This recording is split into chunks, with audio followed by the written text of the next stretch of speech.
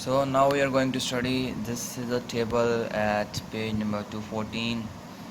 यहाँ पर यह है कि कुछ चीज़ें बताई गई हैं, जैसे सिंथेसिस में कौन कौन चीज़ें हैं। जैसे कि यहाँ पर लेट्स बहुत इंपॉर्टेंट चीज़ जैसे एक्टिवेटर है। तो फैटी एसिड सिंथेसिस में एक्टिवेटर क्या है, सिट्रेट यूज़ होता है। इनहिबिटर देखा जाए तो फैटी सिंथेसिस में इनहिबिटर कौन सा है, पाल्मिटाइल कोए है। और डिग्रेडेशन में इनहिबिटर कौन है, मेलोनाइल कोए है। इस तरह ही फिर हमारे पास क्या होगा, प्रोडक्ट और पाथवे सिंथेसिस में प्रोडक्ट क्या आता है, अब ये जो होता है पाल्मिटेट आता है। और जो डिग्रेडेशन में वो स्टाइल कोए आता है। फिर आगे कुछ स्टेप्स दिए गए हैं। ये किस तरह आप लोगों ने इनको देखना है कि जैसे पहले सिंथेसिस में कौन कौन से स्टेप हो रहे हैं, फिर क्या होगा डिग्रेडेशन में कौन कौन से स्टेप हो रहे हैं। आगे हम मीडियम चेन फैटी एसिड पर आ जाते हैं। इनमें क्या होगा, बेसिकली होता कुछ यूँ है कि जैसे कि हमारे पास क्या होगा, चार हमारे पास क्या होते हैं कि फैटी एसिड को डिहाइड्रोजनेज होते हैं। जैसे कि शॉर्ट चेन के लिए, मीडियम चेन के बाद क्या होगा लॉन्ग चेन के लिए, और वेरी लॉन्ग चेन के लिए भी। जैसे कि ये चार किस्म के फैटी एसिड को डिहाइड्रोजनेज होते हैं। अब जो बेसिकली जो मोस्ट कॉमन है बेसिकली वो एम कैट की डेफिशिएंसी है, मतलब कि जो मीडियम चेन फैटी एसिड को डिहाइड्रोजनेज होते हैं ना, उनकी डेफिशिएंसी क्या होगा, मोस्ट कॉमन होती है बीटा ऑक्सीडेशन के अंदर। अब ये क्या होता है, एक ऑटोसोमल रिसेसिव डिसऑर्डर है। इसके अंदर बेसिकली होता क्या है कि ना, अब जो डिक्रीज अवेलेबिलिटी टू ऑक्सीडाइज, मतलब कि हम फैटी एसिड को ऑक्सीडाइज नहीं कर पाएंगे। जो मतलब 6 to 10 वाले जो कार्बन कार्बन वाले जो फैटी एसिड होंगे ना, हम उनको ऑक्सीडाइज नहीं कर पाएंगे। जिसकी वजह से हमारे पास क्या होगा, जब उनको ऑक्सीडाइज नहीं कर पा रहे फैटी एसिड को, तो एसिटाइल कोई नहीं प्रोड्यूस हो रहा है। जब एसिटाइल कोई नहीं प्रोड्यूस हो रहा, इसका मतलब क्या होगा कि हम ना ग्लूकोज पर ही अब गुजारा करी जा रहे हैं। जब एसिटाइल कोई नहीं प्रोड्यूस हो रहा, क्योंकि ग्लूकोज की तो पहले कमी है, अब ग्लूकोज पर हम दोबारा गुजारा करें तो फिर क्या होगा, हाइपोकीटोनोमिक कीटोटिक हाइपोकीटोनेमिया हो जाएगा। मतलब कि कीटोन बॉडीज़ भी नहीं बन रही, ऊपर से हमारे पास क्या हो, ग्लूकोज की भी कमी हुई पड़ी है। फिर होता यूँ है कि मीडियम चेन स्टाइल कार्निटीन ना वो हमारे यूरिन में आना शुरू हो जाता है, और मीडियम डाइकार्बोक्सिलिक एसिड, ये दो चीज़ें हमारे यूरिन में आना शुरू हो जाती हैं। आपने क्या करना है कि फास्टिंग से अवॉइड करना है, अब भूखा कम रहना है। और चेन की अगर हम देखें तो ऑक्सीडेशन किस तरह होती है कि और चेन में हमारे पास जो लास्ट प्रोडक्ट होता है वो प्रोपिनाइल कोए बचता है। प्रोपिनाइल कोए जो है, इसका आगे जो मैकेनिज्म है वो किस तरह होता है हम देख लेते हैं। यहाँ पर होता यूँ, सबसे पहले आपने ऊपर ये याद रख लें कि जो विटामिन बी की डेफिशिएंट डिपेंडेंट एंजाइम है कौन कौन से, B12 पर मेलानाइल को एस म्यूटेज है, और मैथ्यूनिन सिंथेज है। मैथ्यूनिन सिंथेज ने क्या करना होता है, हम होमोसिस्टीन को मैथ्यूनिन में कन्वर्ट करवाना होता है। यहाँ पर ये चीज़ आ जाती है कि जो प्रोपेनाइल जो कोएंजाइम होता है ये किसके अंदर चेंज होता है, ये प्रोपेनाइल कोए कार्बोक्सिलेज एंजाइम की मौजूदगी में किस में जो चेंज होगा, डी मैथोनाइल मेलोनाइल कोए में। मिथाइल मेलोनाइल कोए रसमेज एंजाइम यहाँ पर एक्ट करेगा और इसको कन्वर्ट कर देगा इसके अंदर, डी मैथोनाइल को एल मैथाइल मेलोनाइल कोए में कन्वर्ट करवा दिया जाएगा। मैथाइल मेलोनाइल कोए म्यूटेज यहाँ पर एक्ट करेगा जो आइसोमरेज है, और ये जो है किसके जरिए एक्टिवेट होता है, विटामिन B12 की कोएंजाइम फॉर्म है। ठीक है, आपने इसको याद रखना है। फिर ये क्या होगा, सक्सिनल कोए में चेंज हो जाएगा, एल मैथोनाइल मेलोनाइल कोए म्यूटेज की मौजूदगी में ये TCA साइकिल के अंदर एंटर हो जाएगा, और जिसे हम सिट्रिक एसिड साइकिल भी कहते हैं, और एनर्जी को प्रोवाइड किया जाएगा। आगे फिर हमारे पास यहाँ पर हम यहाँ से थोड़ा देख लेते हैं सक्सिनल कोए की सेंसेस में देख लेते हैं। सक्सिनल कोए बेसिकली क्या होता है कि ना TCA साइकिल के अंदर एंटर हो जाएगा। जैसे हमने पढ़ा कि अगर साइकिल के अंदर TCA साइकिल के अंदर ये TCA साइकिल के अंदर चला जाता है सक्सिनल कोए बन के। उसके बाद ये होता है कि ओनली द ग्लूकोजेनिक क्या होगा, प्रिकर्सर जनरेटेड फ्रॉम द, सिर्फ यही एक प्रोडक्ट होता है ग्लूकोजेनिक प्रिकर्सर होता है, जो ग्लूकोजेनिक जिसने आगे हमारा प्रिकर्सर, ये जो प्रिकर्सर है ना उसका किसका, वो जो हमारे पास TCA साइकिल है तो उसका एक प्रिकर्सर, तो यहीं से जनरेट होता है फैटी एसिड ऑक्सीडेशन से, यही प्रिकर्सर जनरेट हो रहा होता है। मैथनॉल मेलानाइल को म्यूटेज को क्या चाहिए होता है, हमारे पास विटामिन B चाहिए होता है कोएंजाइम के तौर पर। जैसे कि हमने यहाँ पर पढ़ा है कि इसको ये चाहिए होता है, विटामिन B चाहिए होता है, B12 चाहिए होता है। अब ये रिएक्शन क्या होगा, जैसे कि हमारा रिएक्शन कौन था, जो मैथिनिन को मैथिनिन सिंथेज जो होता है होमोसिस्टीन को मैथिनिन में कन्वर्ट करवाता है। ये जो रिएक्शन होता है फोलेट की रिसाइकलिंग के लिए, और कन्वर्जन होता है B12 और इंटर्स कोएंजाइम फॉर्म के लिए एसेंशियल होता है। ये वाला रिएक्शन जो मैंने बता दिया है।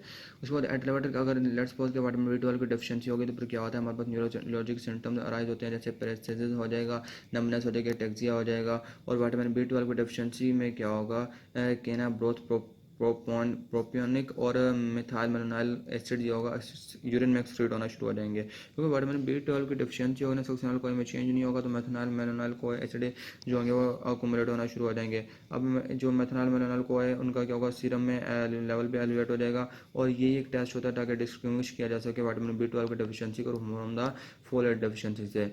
ठीक है, जो हेरिटेबल मैथनॉल मैनोनॉल को एसिडी में, मतलब कि हेरिटेबल एक तो जेनेटिक में, जेनेटिकली जो आएगा, और एसिड यूरिया होगा ना में अराइज फ्रॉम द डिफेक्ट अगर मैथनॉल मैनोनॉल को म्यूटेज में, या फिर या फिर इसका जो दूसरा नाम है वो क्या है, मेथियोनिन सिंथेज में अगर डिफेक्ट आता है, फिर क्या होगा, मेथाइल मैनोनॉल को एसिडिक जो होगा वो इंक्रीज होना शुरू हो जाएगा। जब इंक्रीज होना शुरू हो जाएगा फिर वो हमारे पास यूरिन में हमारे पास आना शुरू हो जाएंगे अनसैचुरेटेड। और उसके फिर ये सिम्टम्स ऊपर हमने दिखा दिए हैं। अनसैचुरेटेड फैटी एसिड की बीटा ऑक्सीडेशन किस तरह होती है। अनसैचुरेटेड में बेसिकली क्या होता है, इसके अंदर बेसिकली इंटरमीडिएट बन रहे होते हैं। अब यहाँ पर होता है क्या है कि जो सैचुरेटेड से इसकी डिफरेंट होती है, इसके अंदर दो और ना तीन और एंजाइम हमारे पास यूज़ होते हैं। वो कौन से हैं कि जो होना किस तरह था कि अब हमारे पास जो होता है, जो सिंपल जो होता है ना, जैसे कि अगर हम थोड़ा सा आपको पीछे लेके चलूँ तो फैटी एसिड कोए किसके अंदर चेंज होता है, ट्रांस टू एनॉल कोए के अंदर चेंज होता है ना। अभी लेकिन बट यहाँ पर क्या होता है कि ये इस तरह नहीं होता, इसका प्रोसेस थोड़ा सा नॉर्मल नहीं है। इसने क्या होगा, इसके सबस्ट्रेट चाहिए होता है, can not serve as a substrate for the 2,3 enoyl CoA hydratase के लिए ये सर्व नहीं कर पाता, क्योंकि अब यहाँ पर हमने पढ़ा कि ये एंजाइम होता है, इसके लिए सबस्ट्रेट क्या, ट्रांस 2 एनाइल कोए। अब ये डायरेक्टली ट्रांस 2 एनाइल कोए में प्रेजेंट नहीं होता, इसके लिए हमारे पास क्या होगा, इसको चेंज किया जाता है। इसको चेंज किस तरह किया जाएगा, ये फिर हमारे पास क्या एडिशनल एंजाइम रिक्वायर होते हैं, जैसे कि हमारे पास ओड नंबर का कार्बन, ऐसे ओलिक एसिड के अंदर क्या होता है, 9 पर होता है ना बॉन्ड। इसे एक एंजाइम चाहिए होता है 2,3 एनाइल को ए आइसोमरेज, उसने क्या कन्वर्ट करना होता है 316 डेरिवेटिव को कन्वर्ट करवाना होता है 3 राउंड ऑफ बीटा ऑक्सीडेशन। मतलब बीटा ऑक्सीडेशन 3 मतलब बीटा ऑक्सीडेशन होती है, और 316 को इसको कन्वर्ट कर 316 को उठा के 2 ट्रांस में कन्वर्ट करवा दिया जाता है हाइड्रेटेज की मौजूदगी में। इसको हाइड्रेटेज भी चाहिए होता है, आइसोमरेज भी चाहिए होता है, दो एंजाइम चाहिए होते हैं, ठीक है। इस तरह फिर इसको 2 ट्रांस में करवा दिया जाएगा, और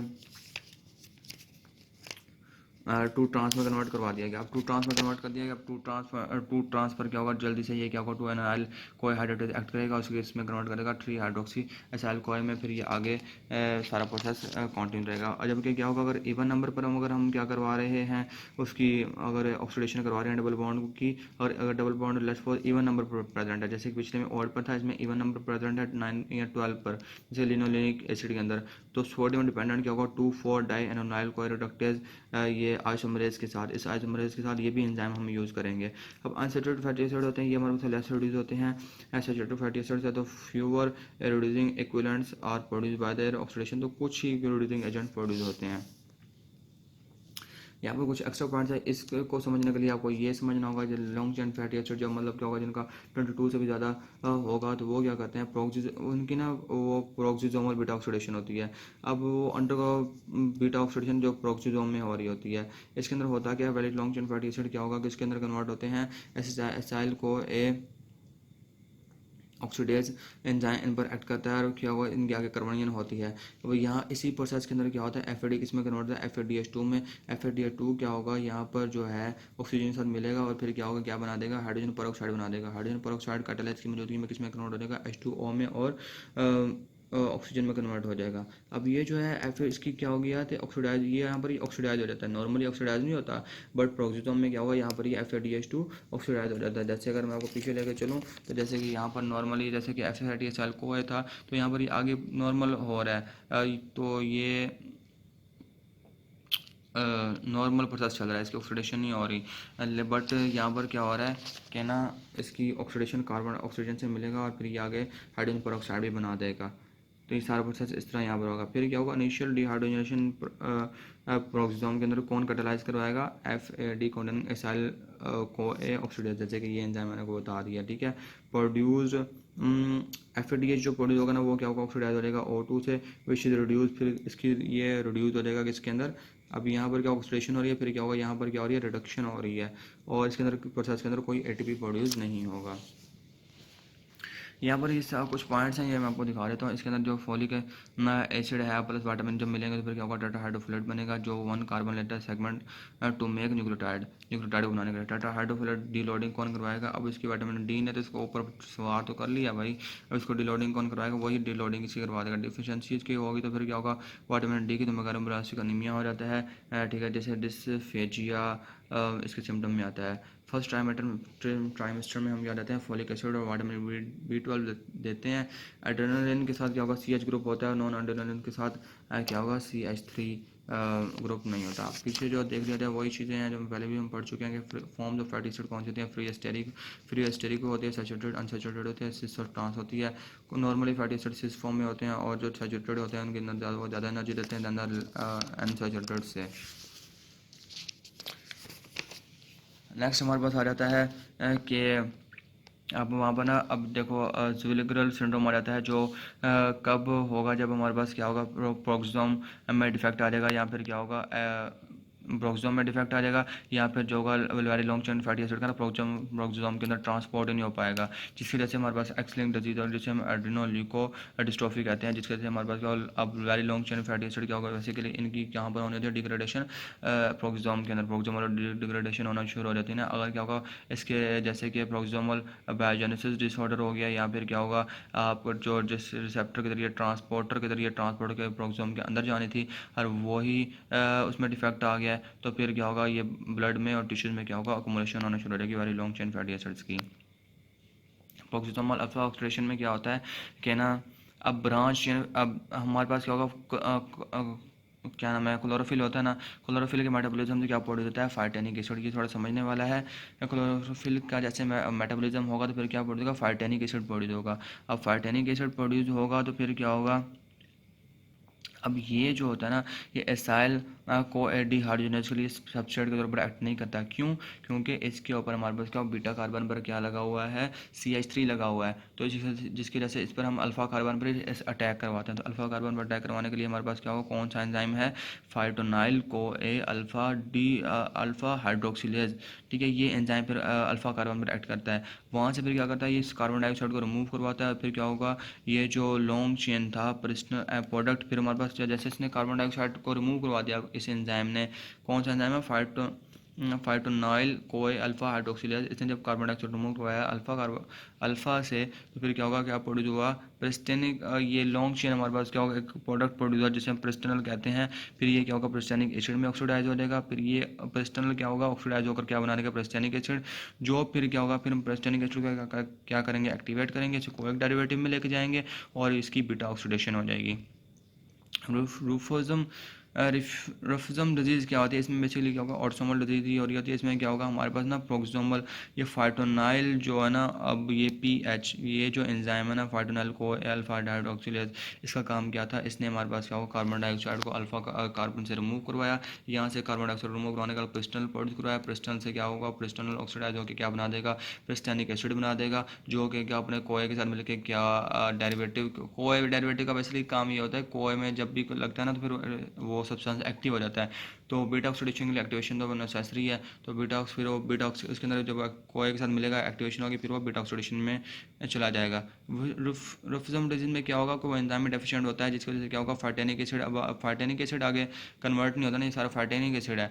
अब फाइटेनिक एसिड आगे कन्वर्ट ही नहीं हो पाएगा, तो फिर वो क्या, उसकी अकोमोलेशन होना शुरू हो जाएगी and the plasma and the tissues के अंदर। सिम्टम क्या न्यूरोलॉजिक होंगे, उसके बाद क्या होगा, diet to halt and treatment involve a dietary restriction। आपने dietary to halt the disease progression, आपने डाइट को रिस्ट्रिक्ट करना है। उसके बाद ये जो कुछ पॉइंट्स हैं, ये वन कार्बोहाइड्रेट क्या होगा, प्रोटीन कंटेंट, जैसे कि कार्बोहाइड्रेट या प्रोटीन कंटेंट ज़्यादा होगा तो फैटी एसिड सिंथेसिस क्या होगा, स्टार्ट हो जाती है। फैटी एसिड सिंथेसिस क्या होगा, ग्लिसरॉल बनाएगी, fatty acid synthesis, fatty acid का ग्लिसरॉल मिलेंगे, क्या टीचीज बनाएंगे, टीचीज बन गए। जब ग्लिसरॉल की कमी होगी, ग्लूकोज की कमी होगी, फिर हमारे पास क्या होगा, नॉन एपिनेफ्रिन इंक्रीज हुआ, टीचीज जो होंगे वो डैग में मतलब टूटेंगे, फिर क्या होगा, मैग में टूटेंगे। यहाँ पर क्या होगा, AGTL क्या होगा, यहाँ पर एक्ट करेगा, ठीक है। और यहाँ पर एक्ट करेगा हमारे पास डैग पर एक्ट करेगा कौन, HCl एक्ट करेगा, मैग पर मैग लाइपेज एक्ट करेगा, और फैटी एसिड और ग्लिसरॉल में इसको कन्वर्ट करवा देगा। ग्लिसरॉल क्या होगा, इसकी दो फेट्स होती हैं, ग्लूकोनियोजेनेसिस और TG सिंथेसिस करवा सकता है। अब जो फैटी एसिड होते हैं वो एल्बुमिन के साथ ट्रांसपोर्ट होकर कहाँ पर चले जाते हैं, मसल के अंदर चले जाते हैं, साइटोसोल के अंदर चले जाते हैं, और कोई डेरिवेटिव के अंदर चेंज होकर ना, मतलब एक्टिव होकर दोबारा माइटोकॉन्ड्रिया के अंदर जाते हैं और बीटा ऑक्सीडेशन होती है ताकि एनर्जी हमें हासिल हो सके। अब यहाँ पर मोर पॉइंट्स ये है कि बीटा ऑक्सीडेशन हुई, फिर बीटा ऑक्सीडेशन से क्या होगा, स्टाइल कोई प्रोड्यूस होता है। स्टाइल कोई अगर इसका एक्सेस होगा तो कीटो बॉडीज़ प्रोड्यूस होंगी, जैसे हम कीटोजेनेसिस, जैसे हम कीटोजेनेसिस कहते हैं। आगे हम पढ़ते हैं इसको, ये कीटो बॉडीज़ क्या होती हैं। ड्यू टू एक्सेसिव ब्रेकडाउन की वजह से स्टाइल को वजह से it's movement to the TCS cycle क्या होगा, ब्लॉक हो जाती है। तो you should remember this points. इंशाल्लाह जो रिमेनिंग है कीटोन बॉडीज़ वो हम नेक्स्ट वीडियो में कवर करेंगे।